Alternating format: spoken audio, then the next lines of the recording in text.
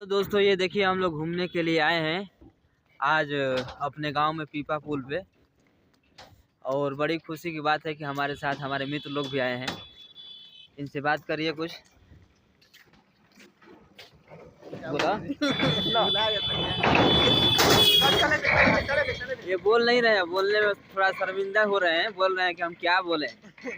लेकिन कोनो बात नहीं, शर्माए की बात नहीं है कि वो बात थोड़े हमने के ना भाई का दोस्त। और बड़ी खुशी की बात है कि हमारे साथ संदीप साजन भी जुड़ चुके हैं, वो भी आए हैं, जुड़ के आ चुके हैं, वो लाइव में आए हैं पूरा। बोलो। सबके नमस्कार प्रणाम। आप सबसे यही रिक्वेस्ट बा कि बहुत ज़्यादा ठंडा बा, एक ध्यान में रखते हुए आप सब अपना के सेफ्टी रखी जा और ज़्यादा से ज़्यादा घरे रही जा। हमने का तो बहुत दिन बाद अपन दोस्त के साथ घूमे खातिर थोड़ा मस्ती करे खातिर आगे ले जाए। तो देखिए दोस्तों, मेरे भाई साहब संदीप साजन जी अपने हिसाब से आप लोग के सामने अपने बात रखे हैं।